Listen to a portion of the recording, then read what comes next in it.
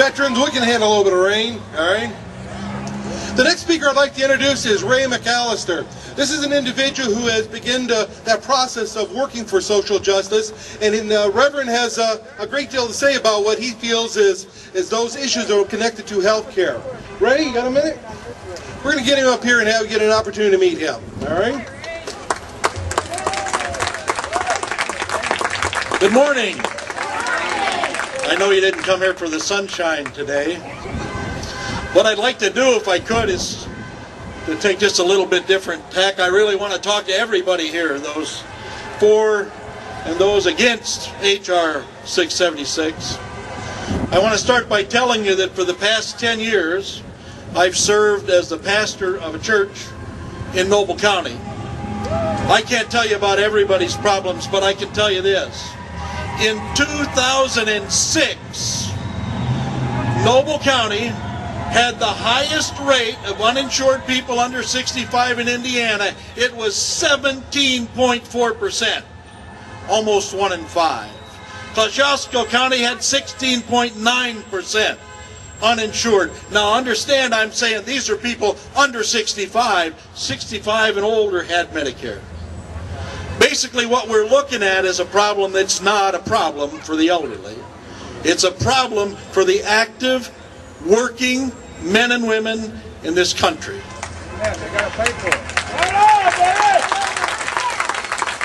A couple of years ago, I officiated at the funeral services for a 25-year-old man. He died from an undiagnosed heart condition that was 100% treatable. But he did not have health care through his employer. He could not afford to buy health care, and what he thought was indigestion killed him. All it would have taken was a visit to a doctor, any doctor, and that young man would be here today. I don't think that's what we want the future of our young people to be.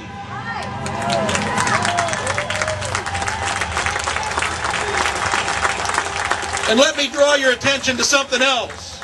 The figures I gave you were from 2006. It is a lot worse now. In the area I come from, there have been so many layoffs in Ligonier, in Kendallville, in Elkhart, in Goshen, that the unemployment rate is almost that high. The uninsured rate, I'll bet you by now, is 25 or 30% if you're under 65. This has to be addressed. And we tried to do that. 2 years ago, we began a free health clinic in Wolf Lake. I thank God for Tom Hayhurst coming on as the medical director and helping make this dream a reality.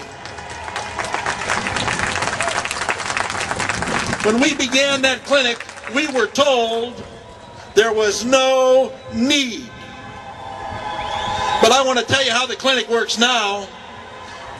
We work with 100% volunteers, doctors, nurses, clerks, office people. They don't have to give their time, but they do. No one takes a dime. Our last clinic, the hours were supposed to be from 1 until 8. We didn't get the last patient out of there till 9:45, and the clinic volunteers couldn't get out of there till 11. If we had more money, we'd be open more days, because there's still a lot of need to meet, and we're only meeting the very basic health care. There is no reason that people have to go wanting in this country, while insurance companies are making ridiculous profits. I want to tell you, this is America, and everyone ought to have a right to make a good living, and everyone that has a skill ought to be paid for the skill they have. But let me tell you this. Your average doctor, your GP, who works 6 days a week, and most people don't realize that. Most of them work 8 or 10 or 12 hours a day. Most people don't realize that. They make maybe $150,000 a year, because the rest of the money that's going into health care is going to insurance companies. The heads of insurance companies make $7 and $10 and $12 million a year, and they don't do one thing to help the health of the individuals whose pockets they dig into. Now, it would be lovely if the insurance company would reform itself, but it ain't happening, folks. It's not going to happen, because money is the insurance company's motivator. The government's motivation should be to help the people it represents, and not the companies that gouge those people.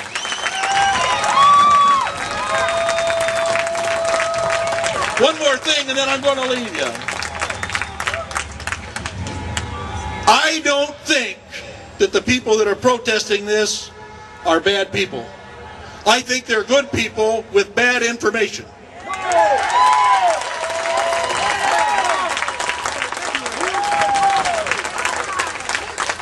And that, I believe they are good people. But we don't talk truthfully, even we who support this, about this situation. A couple of people have mentioned these facts, but I want to go over them. Medicare is a government program. I thank God for it. It certainly was near and dear to my heart when my mom was dying. Veterans Care, as Tom so eloquently said, is a government program, and there isn't a vet around that doesn't thank God that they have that care, and there isn't any one of them that doesn't deserve it. When we look at all these other programs that the government runs, like health care for senators, health care for congressmen, and all the other government employees, that's government run. Right. If it is inefficient, why don't they get out of the program? Yeah. And if it's efficient, why don't they support it for you and for me and for the rest of us? Here's my last point. It doesn't make a difference who you are. It doesn't make a difference where you live. It doesn't even make a difference how rich you are. You are one illness away from bankruptcy. You are one illness from being on the street. I have friends, good, solid, I would say very conservative friends, who have lost their house and lost their business because they have $189,000 in bills for history. They got another $189,000 on the way. He lived long. He did it, and we can't change it. You got to change it. And you got to change it by getting a hold of the people that really count right now, and that's those that make the vote. So please, and when you talk to somebody that's against it, do not be rude to them. Do not argue with them. That's not the way that you ever convince anybody of anything. Just simply, quietly, calmly tell them the truth. Because my friends, as that old saying goes, the truth will set you free. Thank you.